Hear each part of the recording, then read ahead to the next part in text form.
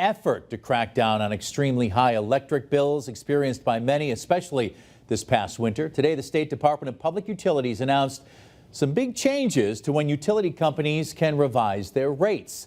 Western Mass News reporter Matt Price getting answers on what to expect and what customers are saying. My wife and I own a Victorian, so you can imagine that all sorts of utilities, heat and energy kind of escape out our windows, so the bills have been high. Joe Munson Bishop, an Eversource customer living in Springfield, says electricity costs have been high this summer, and the heat wave this week could mean even higher bills. I have elderly in the home, so we were able to keep warm.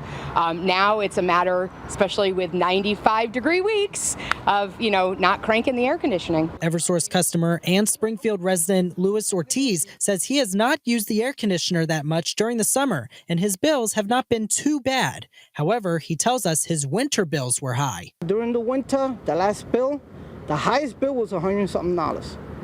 I think that was a little bit too much, but the heat is on, so I don't know, they say the rates were going to go down. Now, in a new attempt to even out the costs, the Massachusetts Department of Public Utilities announced an order on Tuesday, which requires Eversource and National Grid to change their current basic service periods for residential and small business customers to 6-month periods of February through July and August through January. This comes after an investigation this year revealed rate increases were from wholesale energy market dynamics, including the war in Ukraine and the coldest winter months of January and February during the same period of procurement.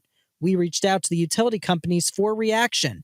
In a statement sent to Western Mass News, a spokesperson for Eversource says in part, the department's order in this docket is consistent with our proposals, and the new schedule is consistent with the schedule for Eversource customers in New Hampshire. As we transition to this new schedule, we continue to focus on supporting customers who may be struggling with their energy bills with our various payment plans, assistance programs, and energy efficiency solutions. DPU says this decision is a step to bring down price swings for these customers while heading into the direction of clean energy sources.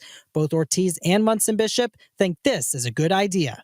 If it's going to bring down the cost, even if it's not a lot, I'm happy. I'll be happy with that. I think if they're attempting to make things better, that there's some positiveness to look at and examine. Eversource tells us their new rate schedule will go into effect on August 1st, 2024. In Springfield, Matt Price, Western Mass News.